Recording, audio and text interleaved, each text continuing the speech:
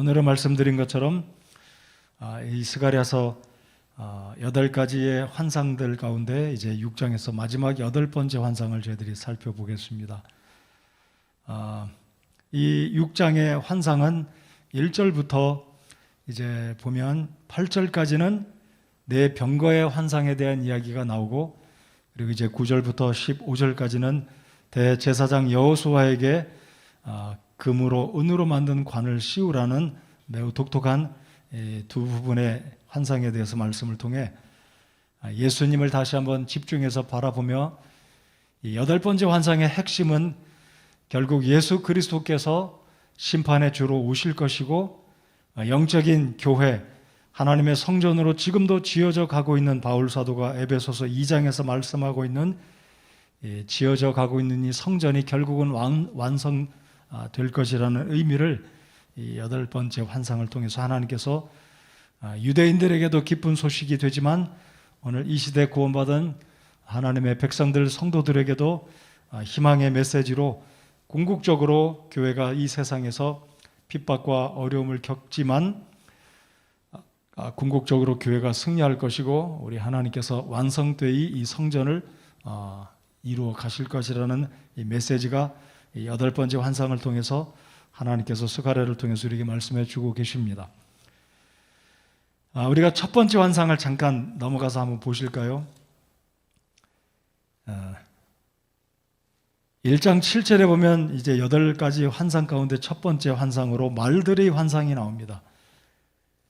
이 말들의 환상 가운데 붉은 말, 그다음에 얼룩진 말, 흰 말, 유사한 이 말들의 환상이 첫 번째 환상으로 나오게 되는데, 이 첫 번째 환상과 8번째 환상의 유사점들은 이 말들이 등장하고 있다는 것, 그리고 색깔들도 유사한 말들인데, 차이가 있다면 첫 번째 환상은 말들을 타는 사람이 없었지만, 이 네 번째 환상, 이 병거가 없었지만 네 번째 환상에서는 이 병거 그러면 오늘날로 치면 마치 탱크와 같은 전차, 신속한 싸움에 굉장한 무기가 될 수 있는 이 병거가 8번째 환상에 등장하는 것이 첫 번째 환상과 다른 차이다라고 말씀을 드릴 수 있겠습니다. 그런데 매우 독특한 것은 이 병거가 노산에서 6장으로 다시 돌아오시면 두 개의 노산에서 이 병거가 나왔다라고 말합니다. 두 개의 노산 사이, 1절 하반절에 보면 두 산 사이에서 내 병거가 나오는데 그 산들은 노산이더라 라고 말씀을 합니다. 자, 이제 먼저 1절부터 8절까지 네 개의 병거, 이 네 말들에 대한 환상을 통해 하나님께서 어떤 의미로 우리에게 말씀을 주시는지 살펴보기를 원합니다. 첫 번째 환상에서는 이 말들이 땅 끝까지 두루 다니면서 신속하게 땅을 두루 다니고 하나님께 천사들이 보고를 한 장면이 있었다면, 이 8번째 환상에서는 이 병거들이 마치 긴박한 전쟁에 임할 태세, 전쟁에 출전하는 그런 분위기와 같은 모습으로 6장 1절이 이제 시작이 되고 있습니다.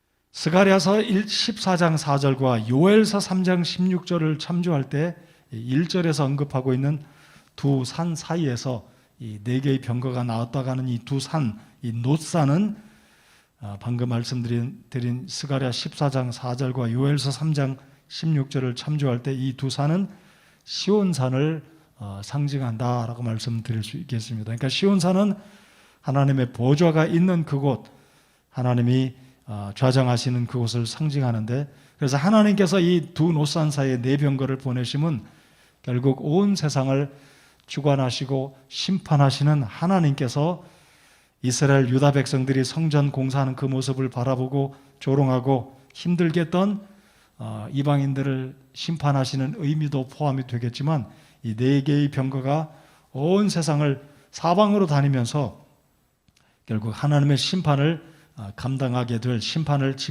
집행하게 되는 부분들을 이 말씀을 통해서 우리가 이해할 수가 있게 됩니다. 이 색깔들, 이 말들의 색깔들이 요한계시록 6장에 나오는 이 네 말들과 흡사합니다. 2절을 보시면 붉은 말, 첫 번째 말이 붉은 말이죠. 그리고 둘째 병거는 검은 말, 셋째 병거는 흰 말, 넷째 병거는 회색 말들과 젓갈색 말, 얼룩말이 네 번째 말의 특징이다라고 스가랴 6장에서 묘사하고 있습니다. 그래서 이 요한계시록 6장을 보시면 이 네 말들이 등장을 하는데 그 말들은 똑같습니다. 붉은 말, 검은 말, 그다음에 흰 말, 젓갈색, 뭐 이렇게 약간 이 말들의 색깔의 의미를 표현한 단어가 약간 다르지만 거의 유사한 색깔로 표현되고 있다라고 볼 수 있습니다. 그래서 붉은색 말들은 피를 상징하듯이 이 피는 결국 죽음, 피 흘림, 이런 전쟁의 의미를 표현하고 있다고 말씀드릴 수 있겠고, 검은 말들은 어떻습니까? 검은 것은 빛과 대조가 되는 어둠의 세계, 기근을 상징한다라고 말씀드릴 수 있고, 세 번째 말들은 흰 말인데 이 흰 말은 평화를 상징하는 측면에서, 네 번째 말은 젓갈색 말들이다라고 표현을 하고 있는데, 요한계시록 6장에서 언급한 것과 거의 같은 측면의 상징적인 의미를 띠고 있습니다. 아무튼 여기 스가랴 6장 네 말들과 병거는 하나님이 보내신 온 세상을 심판하시는 의미로 우리가 이해를 할 수가 있겠습니다. 우리가 이게 한 가지 살펴볼 5절에 보면 그 천사가 내게 대답하여 이르되 이것들은 하늘들의 내 영인데, 스가랴에게 이 말들의 환상을 보여준 천사가 이제 스가랴의 질문에 4절에 스가랴가 이 환상에 대해서 물었을 때 천사가 대답을 하지 않습니까? 응답하여 이르되 내 주에 이것들은 무엇이니까? 5절에 천사가 대답하기를 이것들은 하늘들의 내 영인데, 그래서 내 영이다, 하늘들의 내 영이다.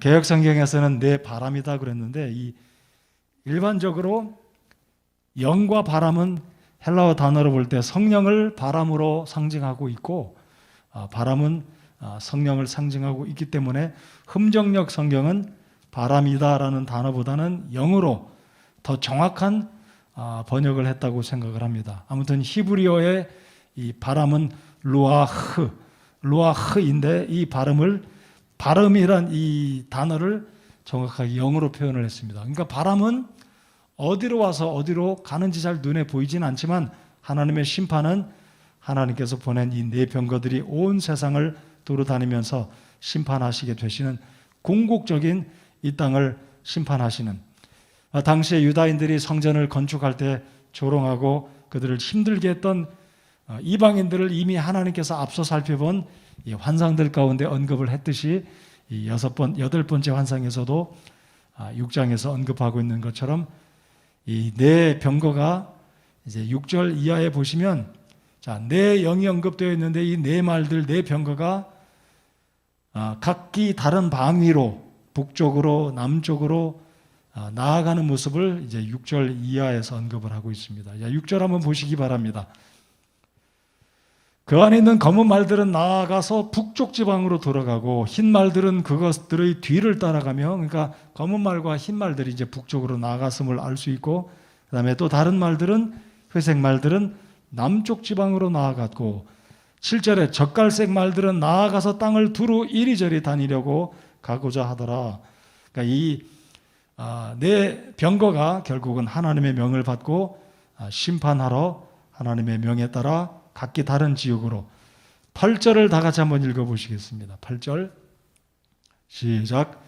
그때 그가 내게 외치며 내게 말하여 이르되 보라, 북쪽 지방으로 가는 이것들이 북쪽 지방에서 내 영을 평안하게 하였느니라 하더라.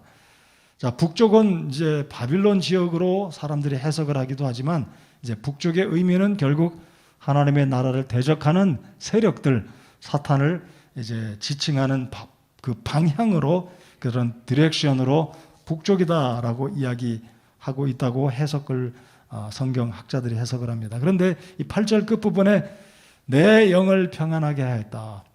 자, 이 의미는 하나님께서 결국은 유다 백성들을 조롱하고 성전 공사에 방해를 했던 그런 그 무리들을 하나님께서 심판하셨을 뿐만 아니라 큰 차원에서 하나님의 나라를 대적하는 이 악한 무리들의 대적하는 그 세력들을 하나님께서는 궁극적으로 심판하시고 우리 하나님께서 그 모습에 대해서 8절 하반절에서 평안하게 하였느니라 라고 말씀하고 있는 점을 볼 때 우리 하나님께서는 결국 온 세상을 시험하고 유혹하고 있고 하나님의 나라 교회 사역을 대적하는 이 무리들에 대해서도 하나님이 궁극적으로는 심판하신 이후에는 우리 하나님께서 하나님의 교회와 하나님의 백성들을 향해 기뻐하시고 평안하시는 이 모습을 이 9절에서 언급하고 있음을 볼 때 결국 우리 그리스도인들이 교회를 통해 주님을 섬길 때 지금은 교회가 핍박을 받고 조롱을 당할 수 있겠지만 결국 하나님께서 온 세상을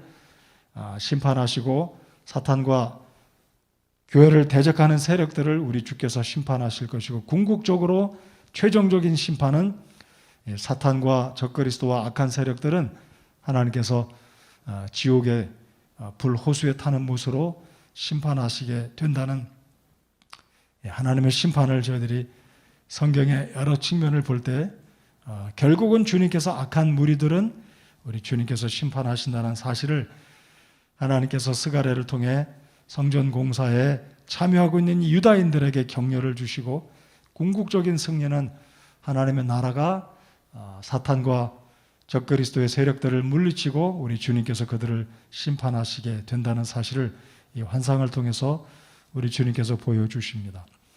여러분, 병거는 일반적으로 전쟁을 상징하지 않습니까? 오늘날로 만약에 스가랴가 이 환상을 보았다면 이 말을 타는 환상이 아니라 아마 최첨단의 무기로 준비된 아마 탱크가 아닐까, 아니면 최고의 F-15 미국기가 아니고 F-15와 같은 스텔스기와 같은 최첨단의 무기들의 모습으로 환상을 보지 않았을까라고 사람들이 이야기를 하는데 일리가 있는 말이다라고 생각합니다. 왜냐하면 이 당시에 전쟁에서는 가장 강력한 무기가 될 수 있다면 굉장히 좋은 말을 탄 병거들이기 때문에.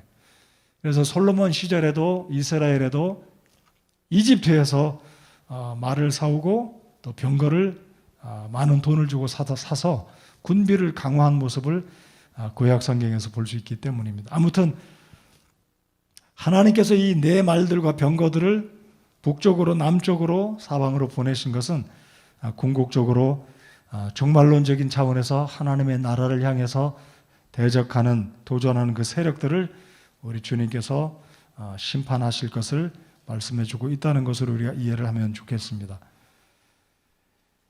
첫 번째 환상에서 스가랴가 보았던 이 유다 백성들이 성전을 공사할 때 옆에서 이방인들이 이스라엘 백성들의 성전 재건의 일을 모함하고 페르시아에 편지를 써서 성전 공사를 중단시킨 적이 있지 않았었습니까? 그래서 유다인들은 낙심하고 결국 성전 공사를 중단한 적이 있었는데 이제 8장 이 환상을 통해서는 유다 백성들에게 하나님께서 악인들은 심판하시고 성전 공사가 결국은 끝마치게 될 것이다라는 희망적인 소식을 이 8번째 환상을 통해서 보여주고 계십니다. 그 또한 이제 9절 이하에 여호수아 대제사장 여호수아에게 관을 씌워주는 모습을 통해서도 하나님께서 결국은 성전 공사는 완성될 것이라는 측면에서 희망적인 메시지를 유다 백성들에게 우리 주님께서 주고 계십니다. 그러므로 이 8번째 4개의 병거, 이 환상은 또한 아울러서 여호수아에게 관을 씌우라는 잠시 후에 말씀을 드리겠지만 이 2개의 환상의 핵심은 궁극적으로 유다 백성들은 성전 공사를 마무리 짓게 될 것이고 하나님께서 당신의 백성들과 함께 하실 것이라는 희망의 메시지를 주면서 스가랴에게 당시에 이제 바빌론 포로를 마치고 돌아와서 구약의 시대가 마무리되고 신약의 시대를 맞이하는 이 시점에서 비록 이들이 여전히 어려움 가운데 있었지만 하나님이 스가랴를 통해서 이들에게 주시는 메시지는 하나님께서 유다 백성들을 회복시키시고 이들과 함께 하신다는 메시지를 주고 있다는 것이 8번째 환상의 핵심 내용이고 모두 첫 번째에서부터 8번째 환상의 종합적인 결론은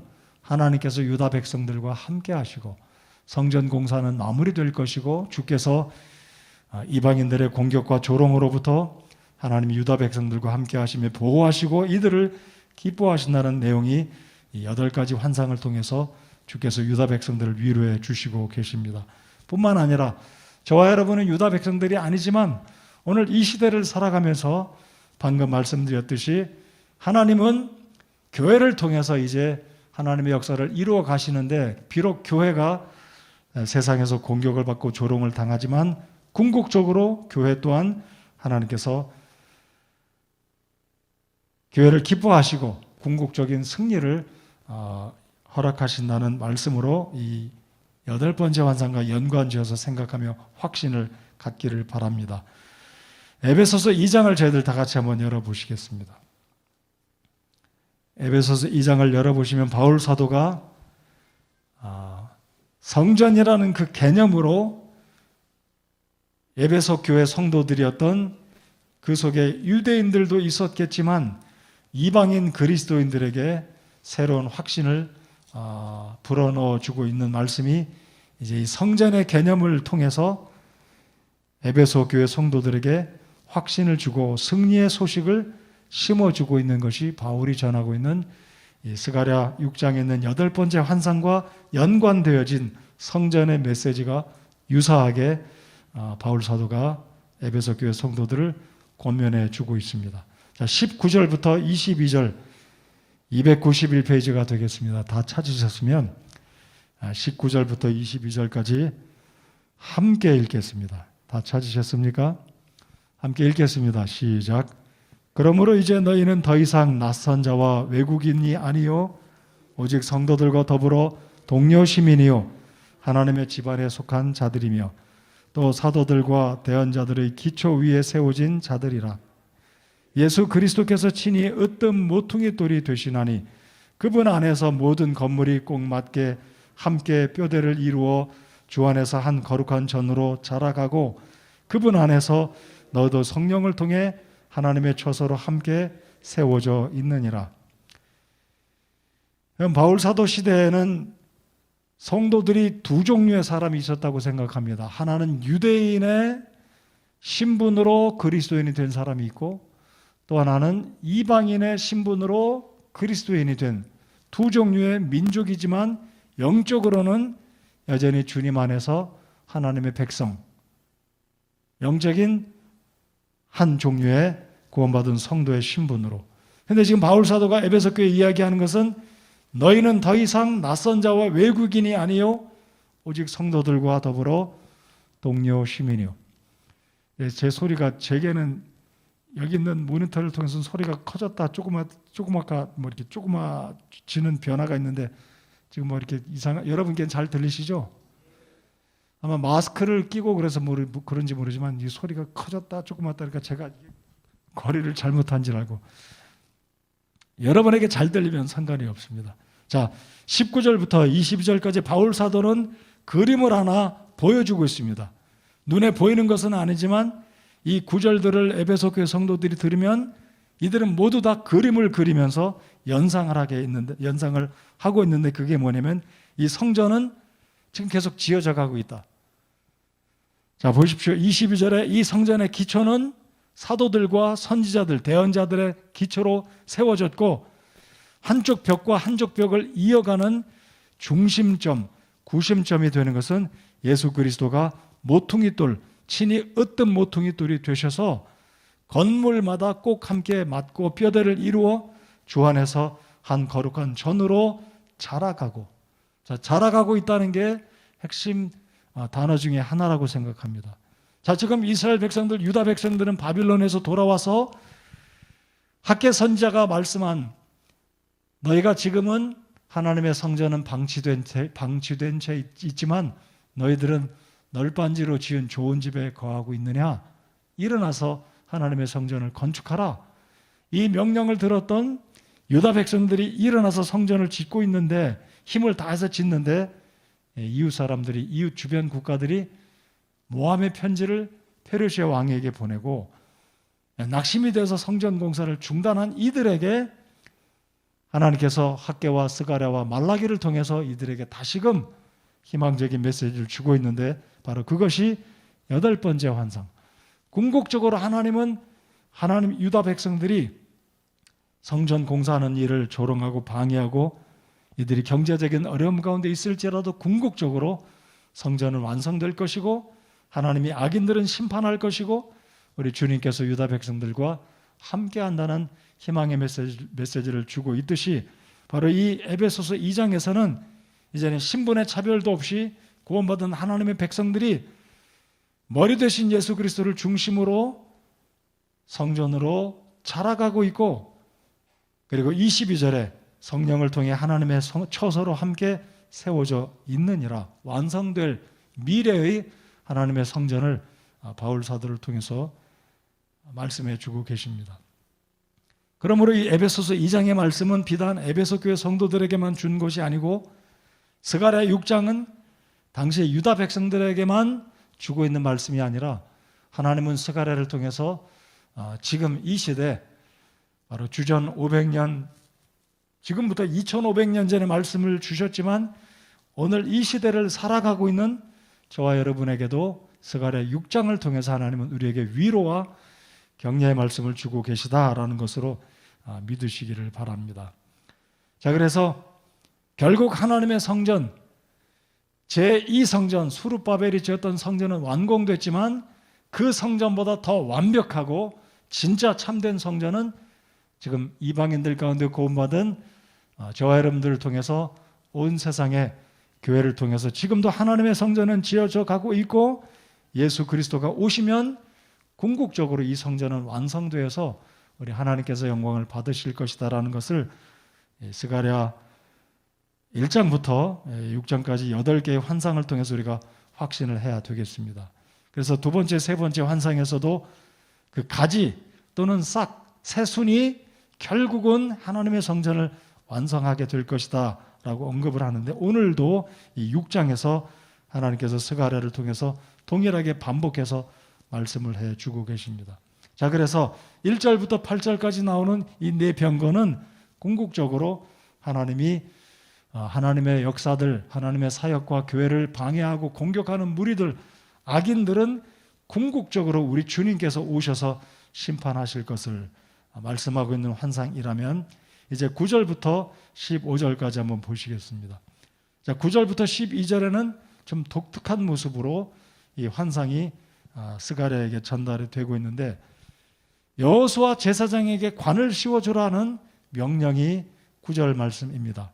자, 6장으로 돌아오셔서 주의 말씀이 또 내게 임하니라 이르시되, 너는 포로된 자들 중에서 곧 바빌론에서 돌아온 헬데와 도비야와 여다야에게서 물건을 취하고 또 같은 날에 와서 스바냐의 아들 요시아의 집으로 들어가라. 그리고 은과 금을 취해 관들을 만들어 요세덱의 아들 대제사장 여호수아의 머리에 그것들을 씌우고 그랬습니다. 자, 독특한 점이라면 앞서서 우리가 살펴보았던 환상에서, 자, 앞으로 한번 넘어가 보실까요? 스가랴 앞장으로 가시면 3장을 보시면 대제사장 여호수아가 아주 더러운 옷을 입고 있는 모습을 보실 겁니다. 일전에 곽 전도사님이 3장의 말씀을 전하지 않았어요? 자, 3장으로 잠깐 가보시겠습니다. 3절에 보시면 이제 여호수아는 더러운 옷을 입고 그 천사 앞에 서 있었는데, 여러분, 일반적으로 대제사장은 절대로 더러운 옷을 입고 있을 리가 만무합니다. 세마포 깨끗한 옷을 입고, 그리고 겉에는 에봇을 걸치고, 그리고 흉패, 가슴에는 12개의 보석이 달린 정말로 멋진 옷을 입고 있는데, 어찌 된 영문인지 대제사장 여호수아가 더러운 옷을 입고 있는 거예요. 그러니까 굉장히 예외적인 이야기를 말씀하셨죠. 이것은 상징적인 의미다라는 것을 일전에 우리가 듣지 않았습니까? 근데 6장에서도 또 예외적인 모습이 나오는데, 그 예외적인 모습이란 대제사장에게 왕관을 씌우라는 명령입니다. 여러분, 일반적으로 왕관을 쓰는 사람은 왕이었습니다. 자, 이 의미는 제사장은 정치에 관여하는 통치 권한이 없다는 것을 의미합니다. 그러니까 왕이 왕관을 썼다는 것은 종교적인 영역을 관장하는 게 아니고 이스라엘 백성들을 향해서 하나님을 향해 제사장은 중보 역할을 하는 사람이 제사장인데 오늘 이 환상 가운데 하나님께서 스가랴에게 말씀 임하기를 여호수아에게 관을 씌워주라는 겁니다. 그러니까 좀 이상한 장면이죠. 여러분 구약 성경에 보면 우시야가 왕이잖아요. 근데 이 우시야 왕이 제사장의 그 권한을 탐을 내서 제사장의 일을 하려고 금기의 일을 저지르다가 하나님의 진노를 입어서 그에게 문둥병이 임했고 늙어서 죽는 날까지 문둥병자로 살다가 그의 삶이 끝마쳐졌습니다. 그러니까 하나님이 정하신 영역을 탐내고 왕이 정치적인 영역을 벗어나 종교적인 영역까지 차지하려는 욕심 때문에 우시야는 노년에 문둥병으로 살다가 죽었습니다. 근데 오늘 본문에서는 여호수아에게 관을 씌우라. 자, 그러면 우리가 이 부분에서 예수님을 어떻게 의미하고 있는지 11절을 한번 보시기 바랍니다. 12절에 그에게 말하여 이르기를 만군의 주가 이같이 말하여 이르노라. 이름이 가지인 사람을 보라. 이름이 가지인 사람을 보라는 거죠. 그러니까 이 가지는 싹이라고도 어떤 성경은 번역이 되었는데 아무튼 흠정역은 가지라고 표현했습니다. 그가 자기 처소에서 나와 자라나서 주의 성전을 건축하리라. 자, 지금 이스라엘 백성들이 바벨론에서 돌아와서 제2성전 솔로몬 성전은 주전 586년에 남왕국 유다가 바빌론에 의해서 멸망당할 때 성전이 다 회파되었습니다. 그리고 70년이 지나 바빌론에서 유다인들이 돌아와서 두 번째 성전을 지금 짓고 있는 사람이 수룹바벨의 지도하에 성전을 짓고 있습니다. 근데 이 12절에서는 그가 이름이 가진 사람을 보라. 그가 자기 처소에서 나와 가지가 자라나서 주의 성전을 건축하리라. 굉장히 상징적인 의미로 말씀하고 있지 않습니까?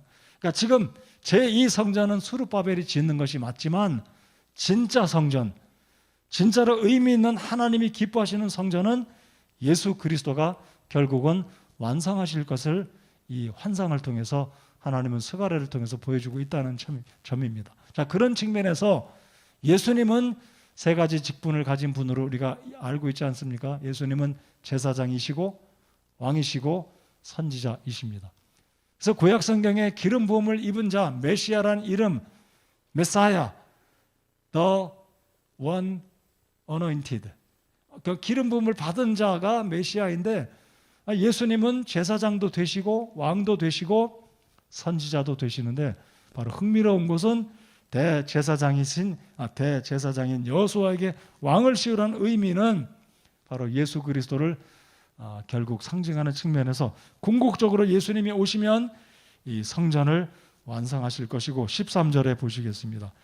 곧 그가 주의 성전을 건축하고 영광도 얻으며 자기 왕좌에 앉아 다스릴 것이요 또 그가 자기 왕좌에 앉아 제사장이 되리니. 자, 보십시오. 왕좌에 앉는 사람은 일반적으로 왕입니다. 그런데 그가 왕좌에 앉아 제사장이 되리니 그랬습니다. 그러니까 바로 진짜 성전을 완공하실 분은 예수 그리스도, 가지로 오실 예수 그리스도를 이 8번째 환상을 통해서 유다 백성들에게 암묵적으로 보여주고 있고 오늘 이 시대를 살아가는 이방인 그리스도인들 교회에 하나님이 주시는 이 예언적인 종말론적인 말씀은 예수 그리스도가 결국은 오셔서 하나님의 성전, 에베소서 2장에 읽었던 지금도 자라가고 있는 이 하나님의 성전을 완성하실 것이고 종말론적인 측면에서 앞에서 살펴봤던 네 병거가 온 세상을 심판했듯이 예수 그리스도가 오시면 결국 온 세상을 악의 무리를 심판하시고 사탄과 적그리스도와 그를 따르는 거짓 영들을 불호수에 우리 주님께서 심판하신다는 그 측면으로 이 8번째 환상을 이해하시면 되겠습니다. 자, 그러면 이제 금으로 관을 씌워서 이 바벨론에서 돌아온 이 사람들, 은과 금을 취해 관들, 복수잖아요. 그래서 학자들마다 이 여호수아에게 관을 씌우는데 11절 하반절을 보시면 여호수아의 머리에 그것들을 씌우고 그랬습니다. 그러면 2개 이상의 왕관을 씌웠다는 말인가? 약간 이해하기가 쉽지 않지만 이것은 하나의 왕관을 이제 여호수아의 머리에 씌웠고, 또한 의견, 또한 해석은 또 하나의 왕관은 성전에 갖다 두었다는 의견들이 있는, 저는 그렇게 생각하지는 않습니다. 아마 이 왕관은 아마 이중으로 이렇게 이렇게 층이 지는 어떤 그런 각별한 왕관이 아니었을까 생각되는데, 근데 이 왕관을 어떻게 하냐면요, 이 여호수아가 계속해서 왕관을 쓰고 있는 것이 아니었습니다. 14절을 보시겠습니다.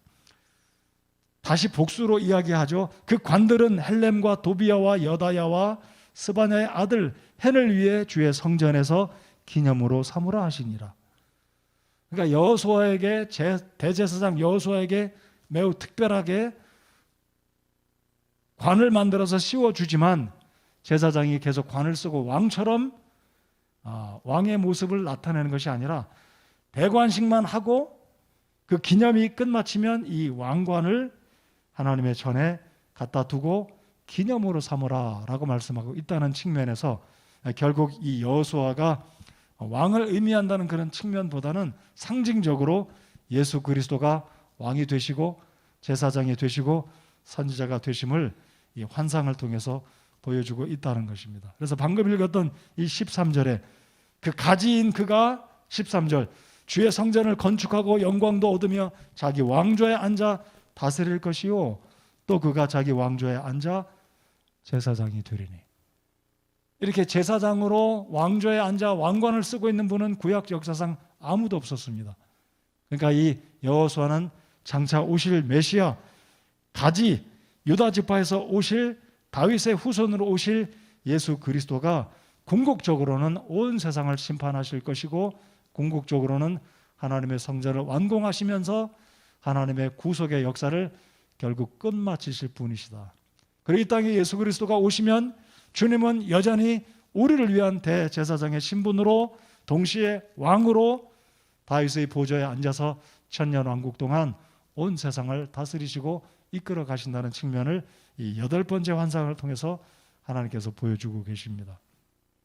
자, 이제 끝부분으로 하나님께서는 이 스가랴에게 관을 만들어 여호수아에게 잠깐 머리에 씌우고 의식을 행한 이후에는 그 관을 성전에 기념으로 보관하고 있으라라고 말씀을 하십니다.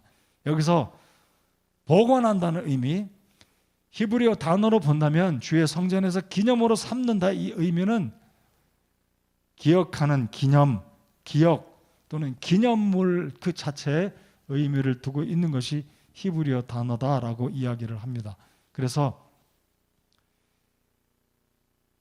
기념으로 삼는다는 이 의미는 궁극적으로 예수 그리스도를 기다리고 사모하고 주님의 그 구속하심의 은혜를 기념해 할 수도 있겠지만, 바벨론에서 돌아온 이 몇몇 사람들이 은금을 하나님께 드리지 않습니까?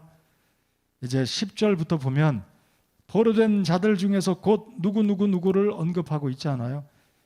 그래서 하나님은 이들을 기념하게 말씀을 하고 계십니다. 그 금으로 은으로 만든 그 관을 하나님의 성전에 보관하면서 헌신한 그 사람들을 기념하라. 자, 그래서 오늘 이 시대에도 우리가 주님의 교회 사역을 통해 주님을 섬길 때 기꺼이 시간과 재물과 또 재능으로, 은사로 주님을 섬긴 그 희생과 수고들을 우리 하나님은 눈 감고 잊어버리시는 하나님이 아니라 우리의 수고와 하나님께 드린 것들을 하나님은 기억하고 알아주고 계신다는 의미를 바로 이 14절, 15절에서 우리가 찾아볼 수 있습니다. 자, 15절을 다시 한번 보시겠습니다. 15절. 먼데 있는 자들이 와서 주의 성전 안에서 건축하리니. 자, 먼데 있는 자들이 과연 누구이겠습니까?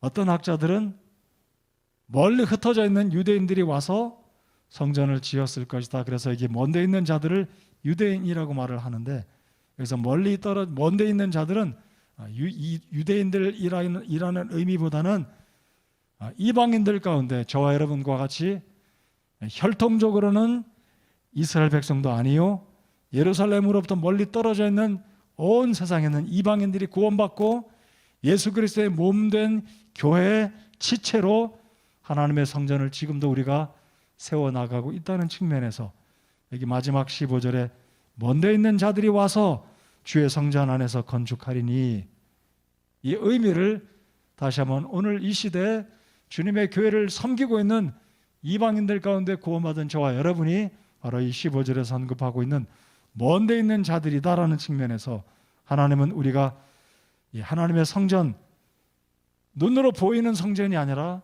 예수 그리스도 안에서 영적인 이 성전, 큰 하나님의 나라를 지어가고 있는 그 중심에 머릿돌 되시고 모퉁이돌 되시고 으뜸돌이 되시는 예수 그리스도를 중심으로 하나님의 교회를 섬기고 교회를 확장해 나가는 하나님의 성전을 지어가는 이 모습을 하나님이 기념하시고 기뻐하신다는 측면으로 이 15절 말씀을 우리가 받아들이시기 바랍니다. 자, 15절을 다 같이 한번 읽겠습니다. 시작.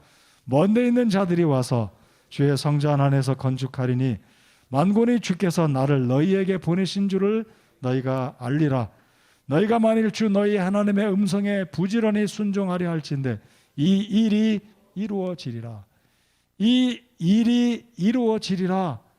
하나님의 성전, 하나님의 교회 사역은 이 세상에서 잠시 핍박이 있고 고난이 있고 대적하는 세력이 있지만 앞서 말씀드린 것처럼 내 병거들이 온 땅으로 다니며 특별히 북쪽으로 가서 바빌론을 포함해서 하나님을 대적하는 세력들을 우리 주께서 심판하셨듯이 결국 그리스도께서 하나님의 교회를 대적하고 핍박하고 힘들게 하는 그 세력들을 우리 주님이 대적하시고 심판하실 뿐만 아니라 결국에는 하나님께서 이 일, 성전을 건축하고 완성하는 그 일을 완성하실 것이다 라는 것입니다. 제2성전 스룹바벨 성전은 그래서 당시에 완공이 됐습니다. 그래서 한 가지 더 생각해 보고 싶은 것은, 자, 6장 2절에 보면 1절 하반절에 보면 그 노산이라고 그러잖아요. 노산 사이에서, 두 개의 노산 사이에서 병거가 나왔는데, 어떤 학자들은 이 노산을 솔로몬이 지었을 때 두 기둥으로 이 이야기를 하는 경우도 있습니다. 보아스와 야긴의 그 큰 기둥들.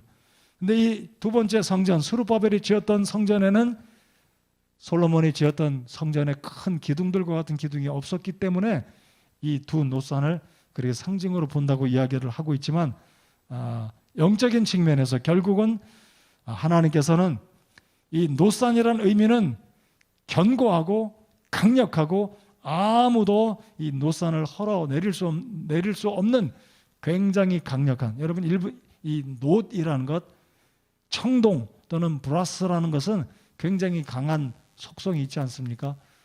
은과 금은 반짝반짝 빛나긴 하지만 놋처럼 강력하지는 못하지 않습니까? 그래서 이 두 노산은 결국은 하나님의 보좌, 하나님의 능력이 온 세상을 심판하실 것이고, 예수 그리스도 유다 지파에서 나오는 다윗의 후손인 12절에서 말한 이 가지가 결국은 성전을 건축하고 영광도 얻을 것이고 왕좌에 앉아 제사장으로 다스릴 것을 스가랴가 본 8번째 환상은 당시 유다인들에게도 위로의 말씀이 되었지만, 오늘 이 시대를 살아가는 하나님의 교회에 속한 저와 여러분들은 이 시대 사실 우리는 직접 간접적으로 교회가 지금 핍박을 받고 있습니다. 비대면 예배도 정부의 어떤 공권력으로 말미암아 종교의 영역을 지금 침해해서 헌법에서 종교의 자유, 집회의 자유를 허락하고 있음에도 불구하고 교회가 구속을 받고 제한을 받고 있는 것 자체도 어찌 보면 교회는 지금 이 시대에 핍박을 받고 공격을 받고 있다라고 생각이 됩니다.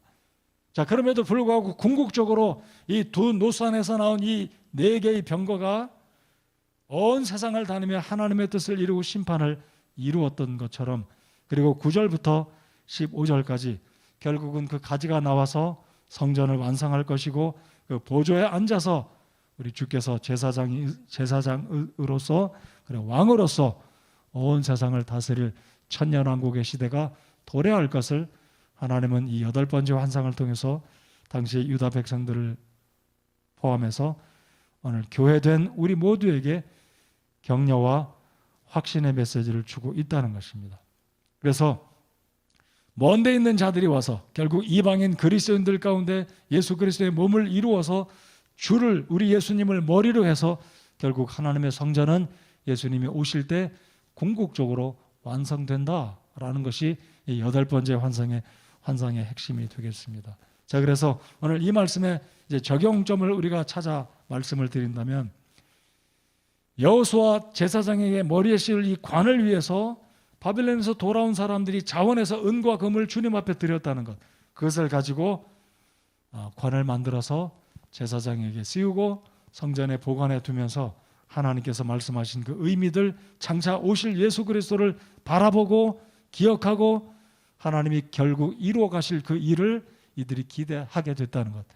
그래서 오늘 이 시대에도 교회를 위해서 몸으로, 때로는 시간으로, 때로는 물질로 주님 앞에 드릴 때 하나님 그것을 기뻐하시고 기념 삼으신다는 사실.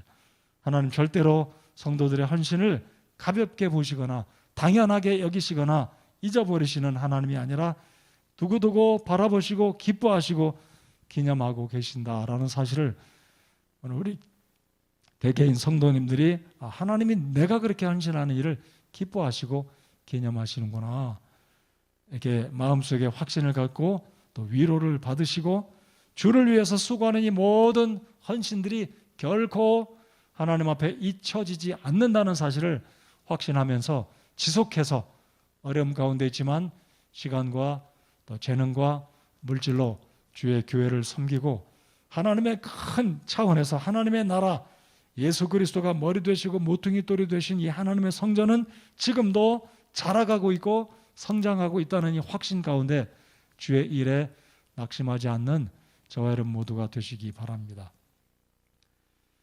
말라기서 3장을 한번 열어보시고 3장 16절 말씀을 읽고 마치겠습니다. 제가 지난주에 요한복음 3장 16절을 설교했습니다. 그래서 이번 주일에는 요한일서 사랑에는 두려움이 없다는 말씀을 전하려고 준비하고 있는데요. 3장 16절이라는 의미는 기억하시기 바랍니다. 말라기 3장 16절에는 어떤 말씀이 있는지 기억하시기 바랍니다. 요한복음 3장 16절은 복음 중에 복음의 진수가 요한복음 3장 16절에 기록이 되어 있다면 말라기 3장 16절은 어떤 말씀인지 다 같이 읽겠습니다. 다 찾으셨습니까? 자, 저를 따라서 해보시기 바랍니다. 말라기 3장 16절. 자, 이제 읽겠습니다. 시작. 그때 주를 두려워한 자들이 서로 자주 말하며 주께서 귀를 기울여 그것들을 들으시고 주를 두려워한 자들과 자신의 이름을 생각한 자들을 위하여 자기 앞에서 기념책을 기록하셨느니라. 하나님의 보좌 앞에 기념책이 있습니다. 하나님의 보좌 앞에는 생명책도 있고 하나님의 보좌 앞에는 행위의 책도 있습니다. 지옥에 가는 사람들은 그들의 행위가 행위의 책에 기록되어 있습니다. 구원받은 하나님의 자녀들의 이름은 하나님의 보좌 앞에 있는 생명책에 이름이 기록되어 있습니다. 여러분의 이름이 기록되어 있다고 믿으십니까? 또 하나 기록되고 있는 게 있어요. 지금도 기록되고 있는 게 있습니다. 구원받은 성도의 이름은 2번 기록할 필요가 없잖아요. 여러분 호적 2번, 3번 기록하지 않지 않습니까? 하나님의 생명책에 우리가 구원받은 순간 한 번 기록하면 그것으로 영원히 지워지지 않고 천국에 가는 등록이 된 겁니다. 근데 여기 기념책에는 하나님이 성도들이 귀한 일을 할 때마다 하나님이 계속해서 기록하신다는 사실을 3장 16절, 말라기 3장 16절을 꼭 기억하시기 바랍니다. 제가 한 번 더 읽겠습니다. 그때에 주를 두려워한 자들이 서로 자주 말하며 주께서 귀를 기울여 그것을 들으시고, 무슨 얘기를 했을까요? 주님을 두려워한 하나님의 백성들이 무슨 얘기를 했을까요? 하나님이 내가 헌신한 거 기억하실까? 하나님이 내가 이런 일을 했고 이것을 드렸는데, 내가 주를 위해서 이런 일을 했는데 하나님이 이거 어떻게 알아주실까? 아마 이런 대화를 하지 않았을까 생각합니다. 근데 그 대화를 들으시고 우리 하나님께서 주를 두려워한 자들과 자신의 이름을 생각한 자들을 위하여 자기 앞에서 기념책을 기록하셨느니라. 우리 하나님이 오늘 이 스가랴 6장에서 하나님께서 저들을 기억하라고 그 관을 성전에 보관하고 기념하라고 말씀하신 것처럼 하나님의 나라를 위해서 하나님의 성전, 눈에 보이는 이 성전이 아니라 예수 그리스도가 지금도 지어가고 계신 그 하나님의 진짜 성전을 위해서 수고하고 몸으로, 시간으로, 재물로 드린 성도들을 우리 하나님이 기억하시고 기념책에 낱낱이 기록하고 계시다는 사실을 생각하실 때 여러분 힘이 되십니까?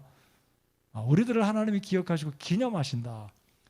우리 하나님은 잊어버리지 않으시는 완벽한 전지전능하신 하나님임에도 불구하고 하나님이 또한 그것으로 그치는 게 아니라 하나님 보좌 앞에 있는 기념책에 성도들의 희생과 수고와 모든 그들의 정성을 기념하고 계시다는 것, 이 사실을 생각하시며 하나님의 교회를 위해서 부단 없는 헌신과 수고와 주를 향한, 교회를 향한 귀한 사랑으로 섬겨주시는 저와 여러분 모두가 되시기 바랍니다.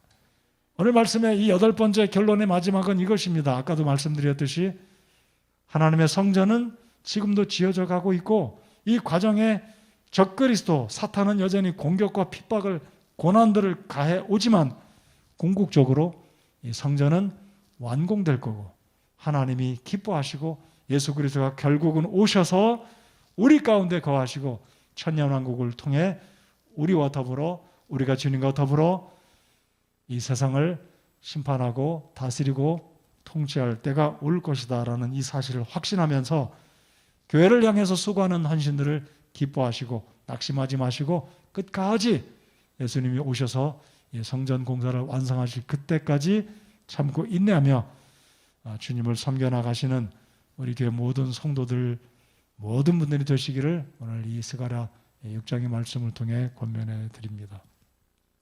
자리에서 일어나서 함께 찬송하겠습니다.